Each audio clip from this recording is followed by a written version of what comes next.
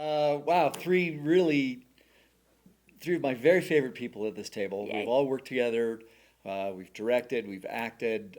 Between you and your husband, some of my oldest friends in the Valley, Pat yeah. and I first worked together Long time ago, 40 years yeah. ago. 40. It's 40 years Oh ago my now. gosh. Anyway, my name is Mike Monroney, and I've been in the Roaring Fork Valley permanently since 1992, but actually spent three winters previously in the Valley before returning in 92. Um, my first experience with ACT was, I want to say, Oklahoma.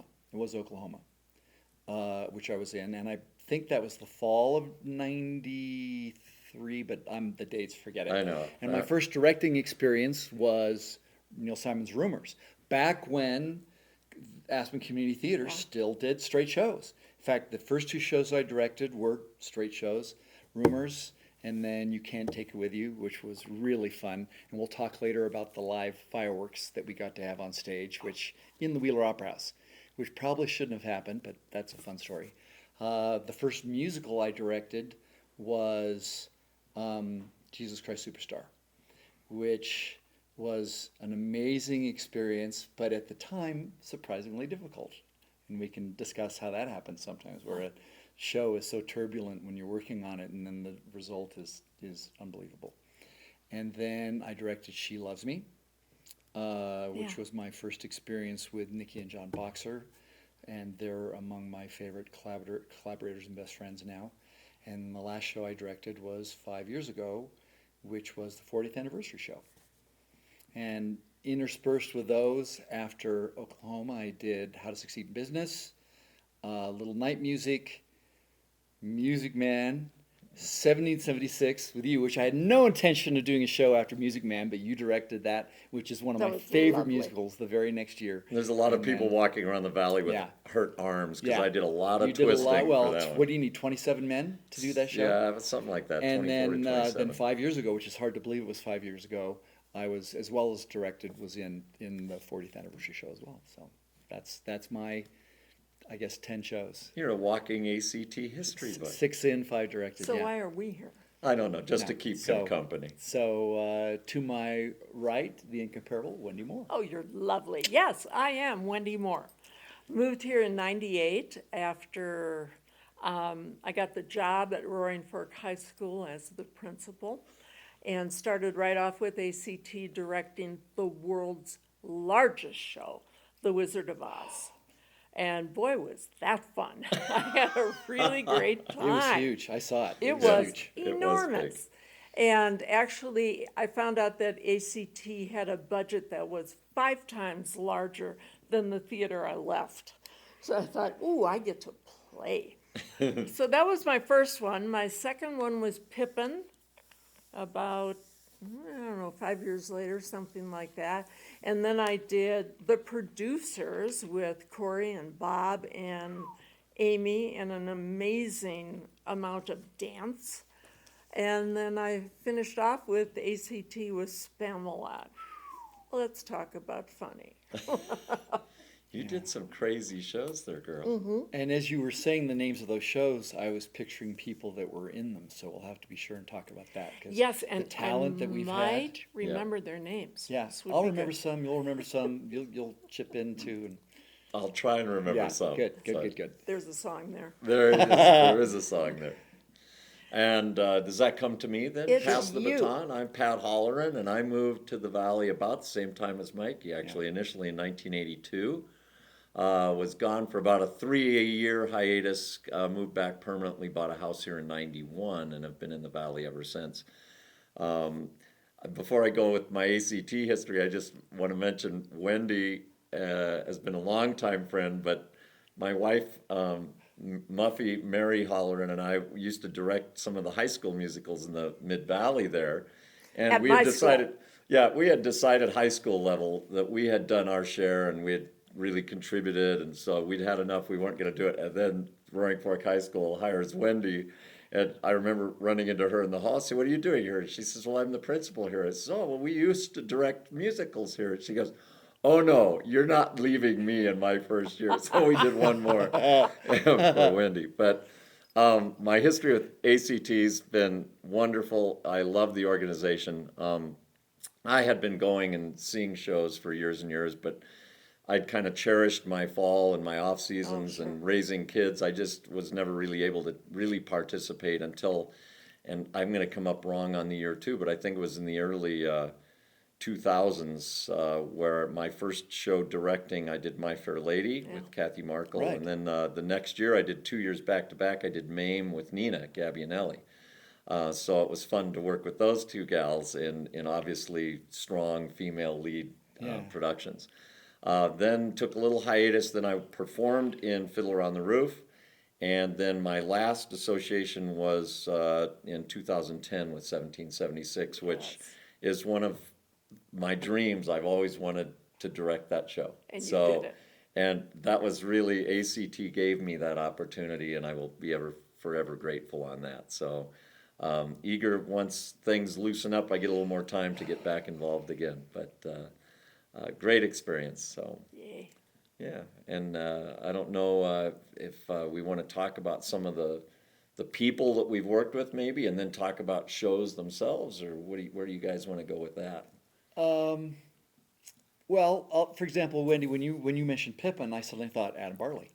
Oh, Yes, right. Adam. And so just if we can touch on some of these amazingly talented people, and I think we need to acknowledge right off the bat that a huge source of talent and a draw for talent to this valley was Meade Metcalf's Crystal Palace. Oh, yeah, absolutely. And the people that came and worked for him and stayed, or while they were working for him, did a show and then maybe left the valley later, like Adam Bartley, and have gone on to very successful careers in television, sometimes in movies, theater, other places.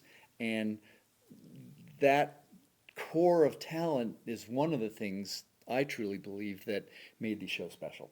Oh, Because yeah. you just knew that even in a big show, if you could cast those 2 or 3 leads with people who essentially were professionals and had so much experience and charisma and talent, that you could fill in the rest of the cast around them and be pretty sure you'd have a solid production. I remember when I did Pippin, the first day of rehearsals, I thought, I'm toast. I don't have anybody.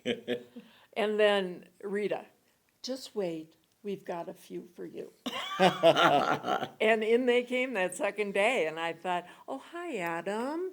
And then I always got him confused with Travis, always. Oh.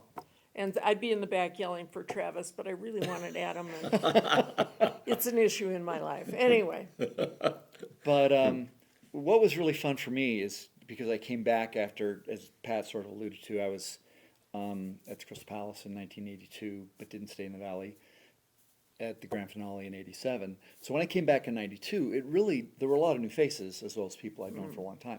And they always say, if you move somewhere, the best way to insinuate yourself into the community is get involved with a community theater oh, show. absolutely. Whether you act or usher Paint or the build sets. sets, whatever, you meet such an astonishing and well-rounded and diverse group of people, and they will become friends for life. And that's just the way it is. Absolutely.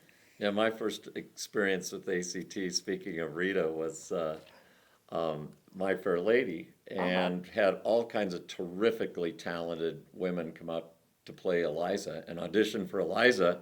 So initially I'm thinking, oh, this is great. We have so much to choose from that this is going to be spectacular. Well, that was great. And the audition process was good. Then we made our decision. We're ready to go. And then Rita says, okay, now you get to call all of the girls All that didn't get of the cast people. as Eliza. And I'm going, okay, this is something I hadn't really bargained on. So they were all terrific, but that was one of those things where Rita says, well, that's great. Now, because you're the director, you get to do this. Actually, she did get over that, because I said something to the effect of, you have got to be kidding me. Especially with all the men who auditioned for the Scarecrow. My Lord, they came dressed. It was unbelievable. Wow. Yeah.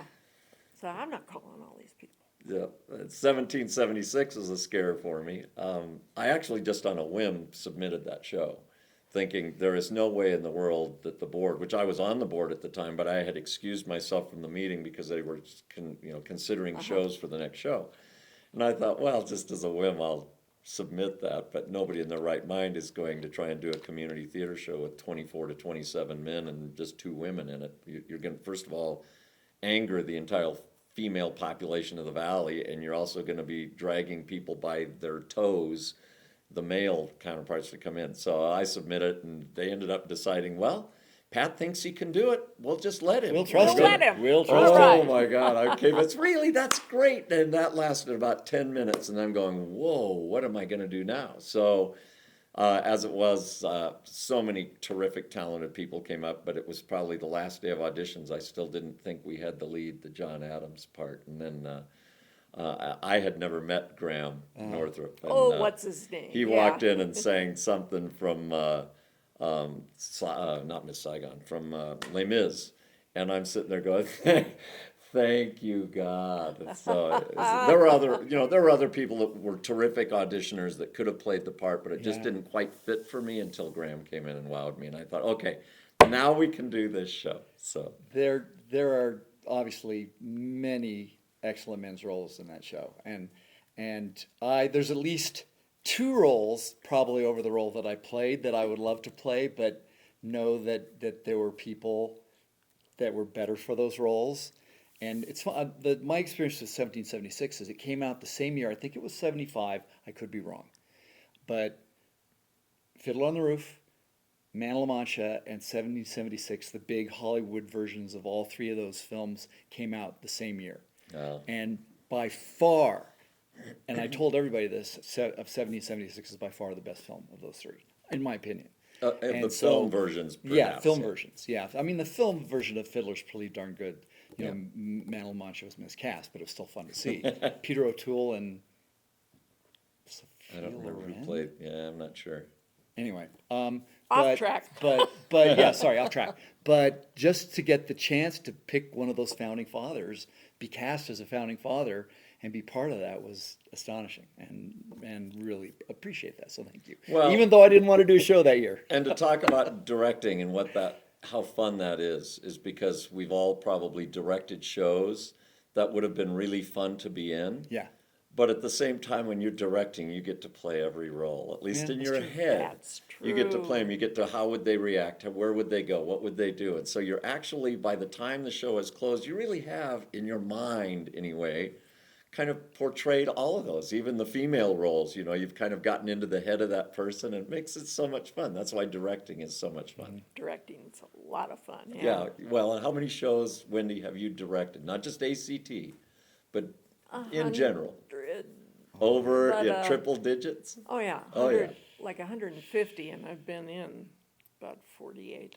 And that's a phenomenal Yeah. thing. Oh, to but tout. it's so much fun. And you're still doing it and loving every minute. Yeah. Well, I've kind of been sidelined right now, but I'm fine. Yeah. Yeah. I want to bring up another role from Wizard of Oz, and somehow you got Janice Esty to be on Oh. stage.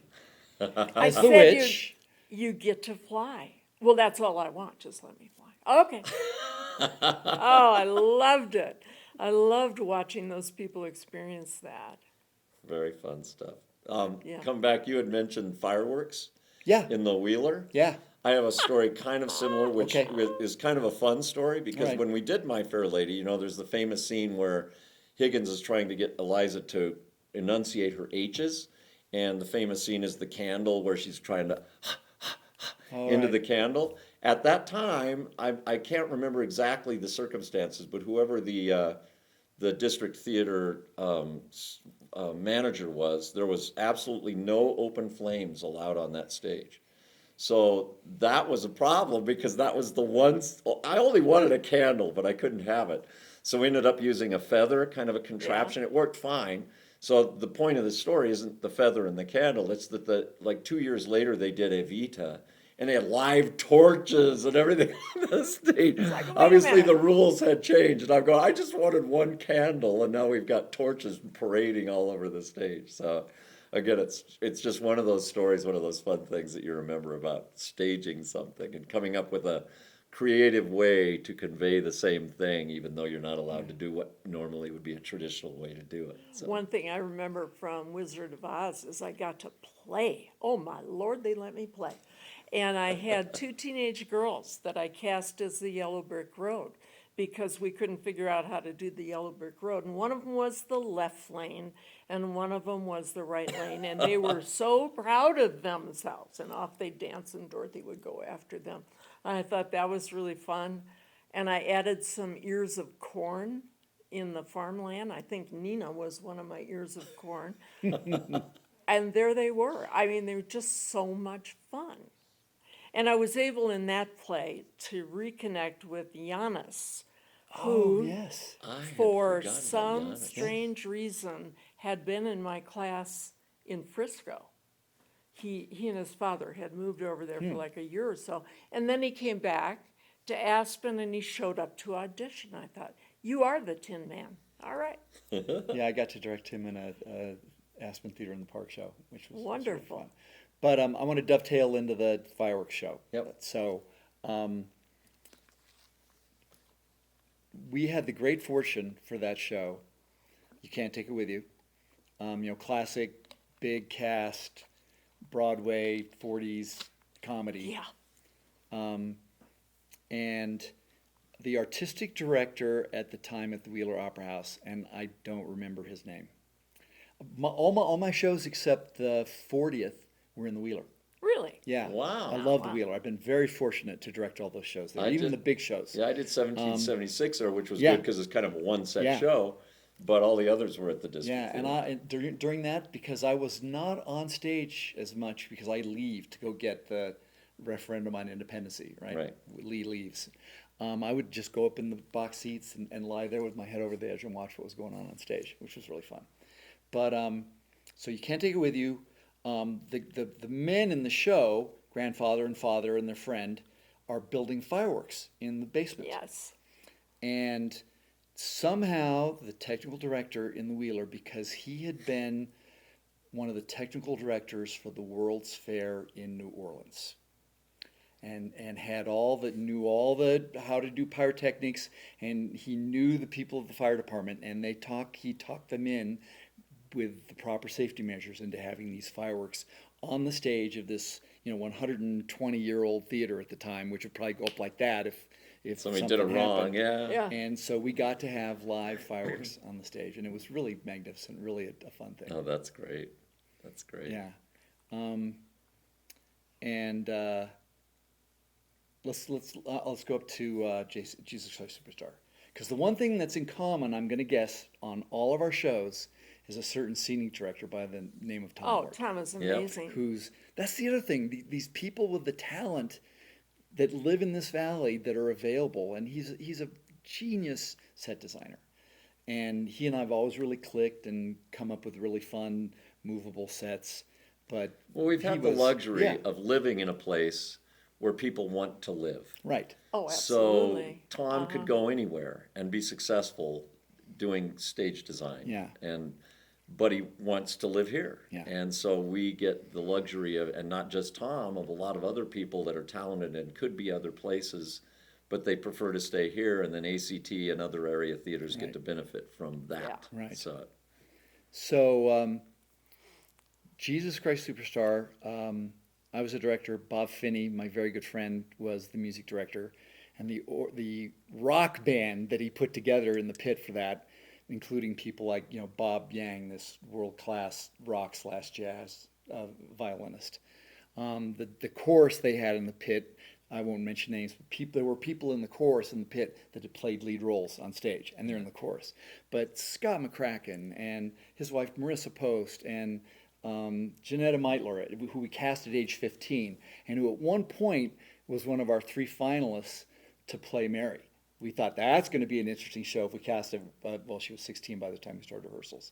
And then Brandon Becker, the choreographer, who in many ways kind of took over the focus of the show with the dancing, which was more than anybody had bargained for, and which was part of the reason the cast felt they were being worked to death.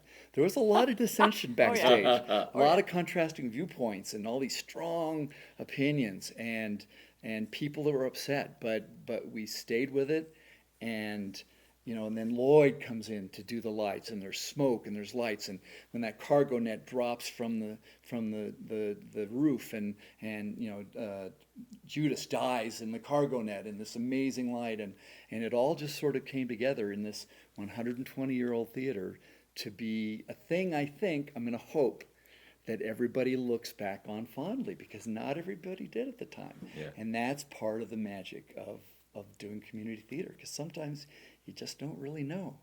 You hope. And everybody, go ahead. Yeah. I want to mention Lauren Wilder. Yes. And her lighting Yes. for Pippin was unbelievable. Yeah.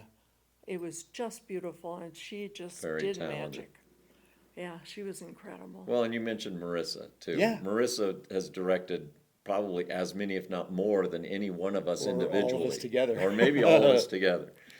So she's had quite a commitment to ACT and is quite responsible for some of the great productions that have come across under the lights, Yeah. ACT lights. When we did The Wizard of Oz, Marissa directed the kids' chorus, and we had 2 kids' choruses, all these little guys with red wigs. They were so cute. And they alternated. We had 10 performances, and one cast had 5, and of course the other one had 5. But she did the kids. I had to do my job, like being a principal, and that was my kind of kid. But I really appreciated her help. Yeah. Yeah, that's great. Yeah, she's, Marissa's a great choreographer. She's a great actress. She was Audrey when they did A Little Shop. Who directed that?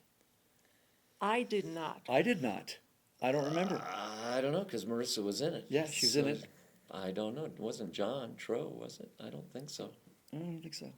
Not Yeah. sure. A lot of That's talented another people fun have come name, through there. John Tro. That's true. He's Yeah. directed several. Yeah, lives in Minneapolis, but has a connection to the Valley Right. and loves to direct. So when Yeah. he's always at the Chanhassen Dinner Theater, but when his schedule allows Are and they there's a even show that he open? wants to do, then I think they are. I think they're back open. My Yeah. brother lives there. Yeah. they closed down for COVID, but they reopened just recently, Yeah. I think. But And John and I are opposite. He loves gigantic casts and working with kids. you And like I- small and I casts don't. working with adults. I like Look, small we casts we working both with have adults. the W.C. Fields Yeah. approach. There are Yeah. no dogs, no Yeah. children, unless you have to. Yeah. But community theater really needs the kids. Right. And Oh, yeah. I think that's crucial. Oh, yeah. So it's not like I'm totally opposed to doing shows for kids, but I'm with you. John loves it. So. Yeah. Yeah. But, we can talk about some of the other people that have been in shows. We talked about Janice and Adam. I had Jody in as Mary. We looked at Marissa, Janetta, and Jody. And Jody Kimura. who? Jody Kimura, sorry. Oh, okay. And all Palace veterans. No, not till much later was Janetta, because at the time I said she was 15 when we auditioned. But just think of how the show would have been different with each one of those women. Yep. Is Mary. And But then that's why we go yeah. see productions that we've Yeah. already seen before, because Right. it's always going to be different. Right. Casting's And then, going to be different. Jody's gone on to national tours of shows now. Yep. Very successful. Brian Braun, who was a fixture at the Crystal Palace and For with ACT. ACT, played Judas in Superstar. Like the lead and how to succeed. Yeah, Lead and How to Succeed. I was very fortunate. Nikki had already done, Nikki Boxer had done Sound of Music. But I cast her and her husband for Sound of Music, and that was the beginning of what has turned into a wonderful collaboration over the years. But the fun part of that is, I think John and I, who I didn't know at the time, didn't really know Nikki yet, and I had a certain role I was interested in him for, and he wanted to do George. And I said, I think I'm not sure you're George. So he didn't come to the audition. And I had to call him on the golf course and plead with him, because I didn't have a George, and he ended up, playing George. And Brad Moore was in that show, which was great. Yeah. Well, maybe we should do a little bit of what our relationships are with the most important person at ACT, Sure. Ms. Rita Hunter. Rita Hunter, right. I kind of alluded to the fact of how she threw on me calling all the gals in My Fair Lady, but that's not fair to Rita, because she does so much Yeah. for that. And I'm always amazed at how she can play the politics of community theater. Oh, yes. And I don't mean politics in a bad way. I just mean she can make everybody happy and she can get everybody involved with just a strong enough nudge, you know, but still make you feel really good that you're there. Yeah. And she does that with vendors and with directors and with suppliers of lumber and donuts and you name it. Yeah. She can find a way to get somebody involved and make them do something they probably wouldn't have volunteered to do, but Right. but feel really glad they did after it's all said and done. She's terrific. Yeah. So there is no Aspen Community Yeah. Theater this long without Rita's Yeah, involvement. So. no question. So I'm curious, let's start with you. Can you pick out like a profoundly personal or life-changing moment that happened in one of those shows, or something that was really like the kind of thing that changes maybe the direction of your life, or you're profoundly moved or hurt or affected? I would say the entire experience of the producers was Okay. that for me. That show, I've never seen a group of people work harder, and they wanted it. They wanted it, and the choreography was lovely. And Ricky, thank you, she was terrific. But every piece of that was beautiful. I really loved it. Wow. I'd do it again. Yeah. Mine would be the one show that I performed in was Fiddler. Yeah. And that was, I think, 2005. It could have been 2006. My father passed away in April of 2005. And my mother came and saw that show, and it was shortly after my dad's death. I think it was at intermission. No, it was after the show because I didn't see her at intermission. But it was after the show. My mother was just totally welled up in tears, Oh, of and she course. said to me, "I just wish your father had seen this." And then I started welling up with tears, and so it was a great moment for me. My mom and dad aren't really theater people, and yet they were always very supportive of me trying to pursue that line of career or even just sideline. My dad was a realtor in Pueblo, Colorado, and he kept saying, "Well, whenever you're done doing what you're doing, you want to come back and run the real estate business."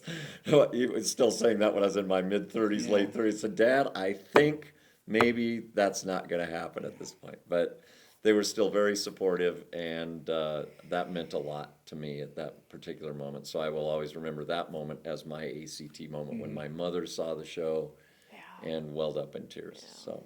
One of the things we did for the 40th was we collected people's stories of these type of moments. And it was very moving for me because I got to recount how on opening night of Music Man, November 2009, my father passed away. I remember And that. I found Yes. out after I got it. I talked to him that morning, and everything seemed fine. And then I got, had a message waiting for me after the show, and then got a call about 3 a.m. that he was gone. And went down to be with the family after getting maybe 2 or 3 hours of sleep, then drove back up and barely made it for the second night. And I got to say, the cast kept me together. I had to keep it together. Of course. Yeah. And he would have wanted me to. The show The Music Man, my dad was my music man. He was a music teacher. He played the big brass bass, oompahing up and down the street, just like Harold Hill talks about. And that group of people, the nights where I was in a fog and they kind of would push me around for my blocking. And so that's when your second family, which, as we know, is our theater family, gets a chance to take care of you, and you take care of them. So that sure. will always be one of the saddest, most memorable, and in some ways, the opposite, joyful experiences of my life. Yeah, well, that's terrific. Yeah. I've killed the conversation. No, you haven't. Let's see. Let's go just back trying to to Tom segue. Ward. Oh, Tom, right. yeah. So when he designed Pippin, he designed it with these enormous staircases, which I called the stairships. And they moved all around the stage, and nobody fell off, and that was good. But we saw it on Broadway, and I thought, You took Tom's design. They had 2 huge staircases. Okay, they did the circus thing. We didn't do that, and it was magnificent. But I thought, did you talk to Tom? Did you see my show? Anyway, that was funny. Oh, that's good. Yeah, in Superstar, we had 2 things that I thought were really remarkable and very collaborative. But one was the way all the levels fit together, and they were across. Like if you look at it from above, it was a cross when you put it together. But everything moved and became different pieces. And then part of it actually then was raised later and dropped into the stage with a massive thunk, as you know, during the crucifixion. But then, and I totally stole this from Dreamgirls, we had a movable stage with an umbilical that was basically a rock stage and could move around. And you know, the Pharisees were on it. Steve Skinner, you know, hung like a monkey and swung from the bars Of course he did. up above. And it was almost like another character in the show, and he made that work. Amazing. What fun. Well, are there any self-deprecating moments? Because I could start with one. Oh, go ahead. In fact, David Dyer, who has musical directed many shows, he was reminding me the other day, I was telling him we were going to have this conversation. He says, well, I've got a story you could tell. And I said, I don't really want to tell that story because it makes me look awful. But it's so funny, I think I'll tell it anyway. For My Fair Lady, you know, towards the end of the show where Eliza gets all dolled up and comes down the stairs in her beautiful gown and wows Higgins, and she's just gorgeous. Well, we decided it'd be nice to have a really nice wig for Kathy Markle to, you know, and she was unavailable to go to the wig designer that day, so I went in her place, and they actually designed this wig on me. And I'm looking in the mirror, I know nothing about women's hair, right? So I'm looking at it, they're kind of doing what they want. In retrospect, it kind of looked like Marie Antoinette, you know, like this beehive kind of thing that was all over the place. But Kathy, I don't think had ever seen it, and it shows up for opening night, and we're sitting out in the audience, and on opening night, she appears at the top of that staircase, and you could almost sense the audience gasp. It was like, you go, well, needless to say, it was a different wig on night 2, and I don't know. I'm so glad that Kathy Markle is still a friend of mine. I'm so surprised that she's even still speaking to me. I'm not. But that's one of those where, as a director, you can make bad decisions, Yeah. and that was certainly one of mine. I didn't realize it till I'm sitting in the audience and looking at the stage, but I'm going, okay, Pat, you could do a little bit better than that. I wish I had a picture of you in that wig. I'm sure there's one. There has to be one. Yeah, I hope there's not one floating around. One of my moments was during Pippin, and it was probably a dress rehearsal. And there was a character who needed something to do. So I gave her an embroidery hoop, and you know what's coming. I gave her an embroidery hoop, and I said, just stitch on that thing. She stitched it to the front of her costume. And she stood up, and there it was. I thought Albert was going to have a baby. She said, you got to stop it. I said, no, I want to see what she's going to do. But I thought Rita was going to pass out. It was funny, though. Well, now when you give her something to do, you're going to have to give her lessons, too, before you just hand it to them. Yeah. It's like, really, is this too hard? Well, maybe. It's too hard for you. Anyway. So sometimes, as the director of a show, I think sometimes we become a little blinded or oblivious to something that's happening, and nobody has like really told us that it's happening. Example? Okay, so the example is, and I will not name the actress, her performance in the show was the kind that people would come up to her afterward and say, you were my favorite, you were amazing. But she never really learned her lines. Got Yeah. it. Love that. And I discovered this.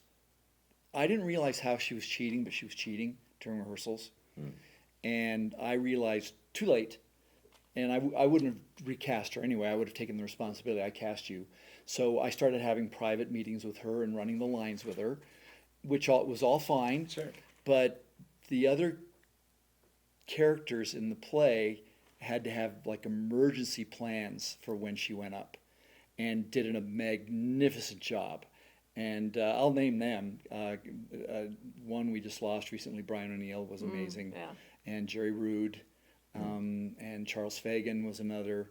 But they just had all these contingencies and ways to get back to the script if like she jumped a scene or two, and to the point that the audience never knew.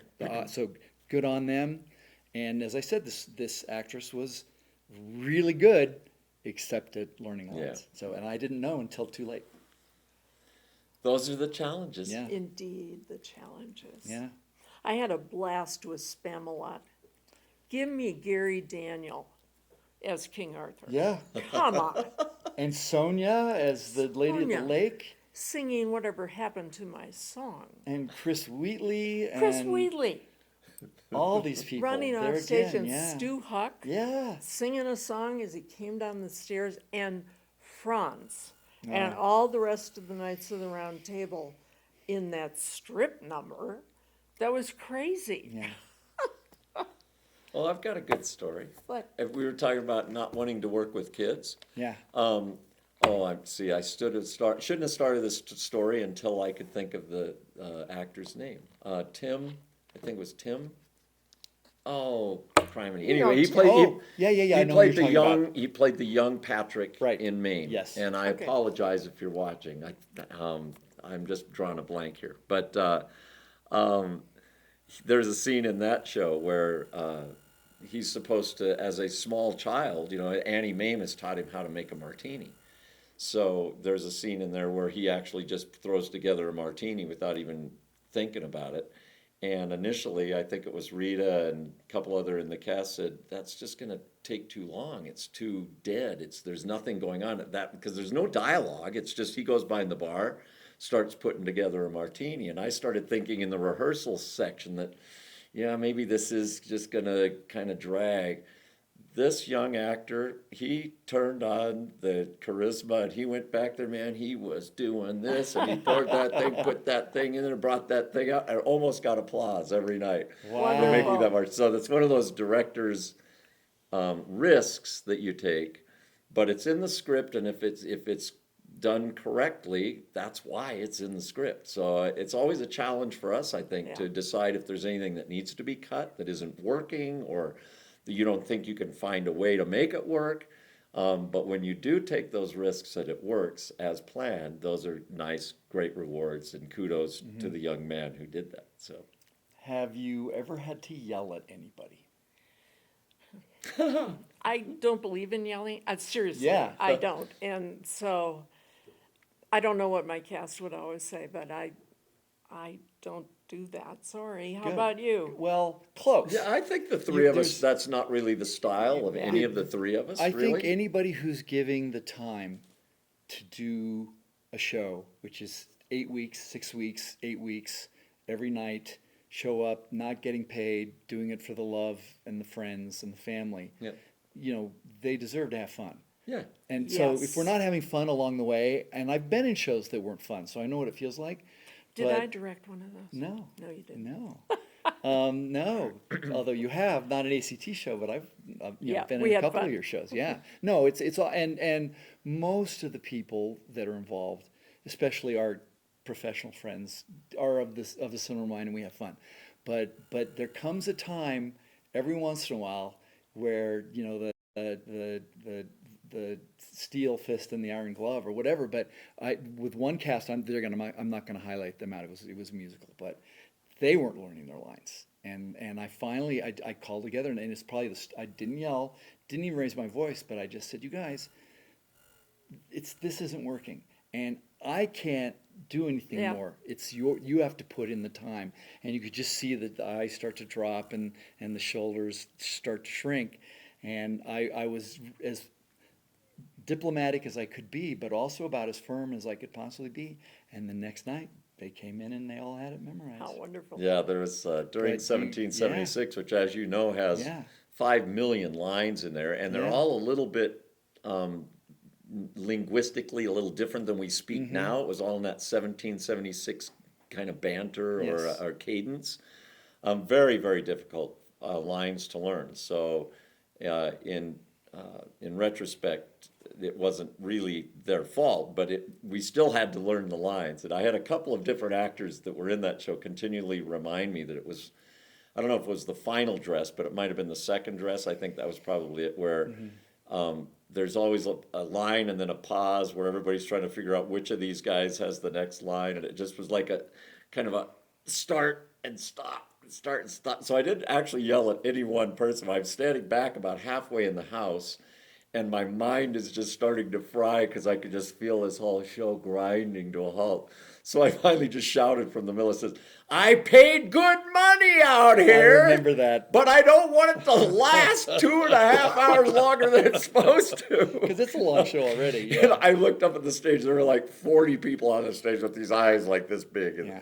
But the rest of that night went a lot better. And the next night, I think they realized the importance of it. And I don't think it was me yelling that necessarily got them back on track. But I think it does. And sometimes you do need to at least, you can't help but at least express some of your frustration Yeah. when Truly, things aren't going well. But yelling at somebody or Singling somebody out. yeah, especially on a community theater level, is really out of line, Right. I think. And anybody that wants to get involved in ACT should not think that that's going to be the atmosphere Right. that they're getting involved in. It's also been fun over the, what is it, 30 years now of involvement, watching performers grow.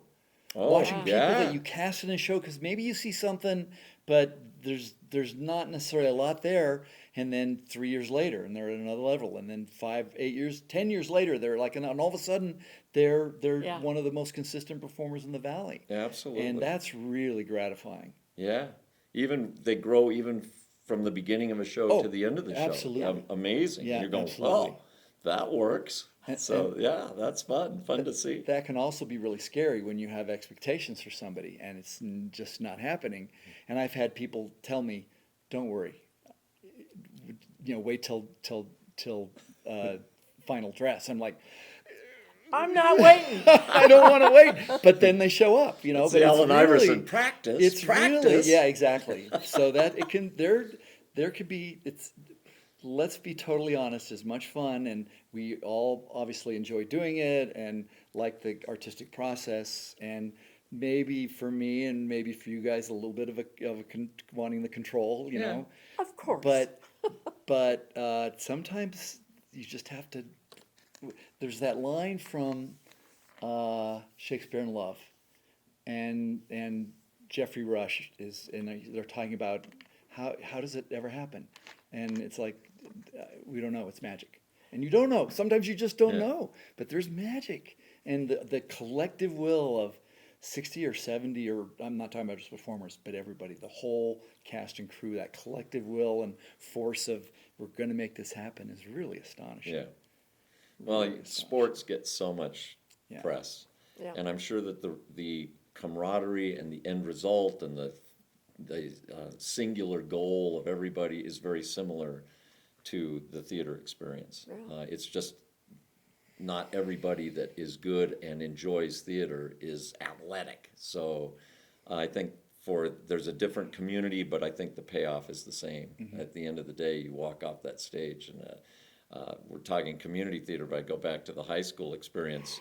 There's nothing more exhilarating than to see the looks on some of these young kids as they come off stage after having gotten this rousing applause after a musical number, You and did it's just yell like, during that show. oh well, you're okay. Yeah, we're not going to go Don't into tell all of that that, story. but yeah, It's like Pat. and your husband witnessed it. So after I lost my composure during this high school rehearsal, which by the way was not even their fault.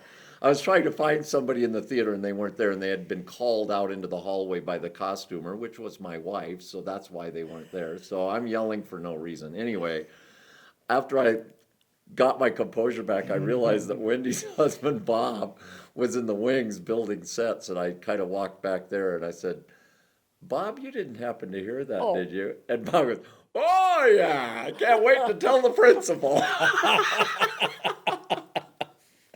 Oh wow! But those are very rare Oh, circumstances, very rare, just so you but know. I had to at least point that out. Yes, that thank you did very kinda much, Wendy. I lose appreciate control. that very much. I just think ACT is a vital cog to this community. It brings elements of this community together that don't really have another outlet, for whether it's accountants or restaurant workers or whatever that have always had maybe a high school experience. Yeah. And they still have that in their blood, but they don't have the outlet, and they may not be star quality, but they just want to be involved. ACT provides that for the community, both the audiences and those people that participate in the shows. And you just can't help but be involved in something like that and see just how vital it is and how important it is that the community continue to get behind it and support it. And hopefully in the post-COVID years, it'll just continue to grow and thrive. And yeah, whether I'm just in the audience or if I'm in the show or if I'm directing the show, every year has some element of meaning. And it's so much fun to see the community come together for that. So that's kind of my spiel for what ACT means, I think. But And the ones that I did, I wrote Rita not too long ago, and I said, I just need to thank you for the gift you gave me 4 times to do these shows, because you didn't just give me the script. You gave me a production crew that turned somersaults to get it done. And the costumes were great, and the lighting was fantastic. And I've worked in a lot of theaters around the state, and you don't see that very often. No, that's true. So it was a gift. just the budget. Yeah. The budget and the support of the community and the donors and you know, it's funny, you know, we were talking about the growth of the people involved, the amount of personal growth that I had a chance to go through. And I think when I directed Rumors, it might have been the 3rd show I'd ever gotten paid to direct. And now here I am, probably 30 shows into that directing career. And, you know, learning to work with people and learning to control your emotions and find ways to be helpful and not damage sensitive, talented people that aren't really used to what you're doing. And sharing that with people, and still 30 years later calling them friends and people that you love. And Rita has sat over that and marshaled that, and other people too, Jody and Kathleen. Kathleen and Tom for sure. Even people that aren't here anymore, Tom Liebman early on, you know, he was a roommate and he built most of those sets for years. It's like an extended family. Yeah, now, like now they're Diane generations. Wallace with props, year after Generations. year with the thrift shop and all that. If you Yeah. tell, as you were saying, you get such a support. I mean, if you say, I need a Victrola, you know, they'll find you a Victrola. Yeah. You know, they may go It's to Denver really to get true. it, but you know, you'll say, but it's, you know, can't you live without the Victrola? No, you gotta have it. Gotta have it. Okay, we'll get you one. And Yeah. boy, you'll turn up 5 days later, there it is, sitting there, Yeah. you're going, that's pretty amazing. There are a lot of professional theater companies that can't come Yeah. up with that sort of stuff. Absolutely. So I the agree. fostering of that and giving people in every aspect of a production the chance to shine and to contribute, and there just aren't a lot of places that you get to do that. Yeah, it's true. And we're all very lucky Yes, to we have are. been involved and to continue to be involved. Yep. So. And we love each other. No kidding.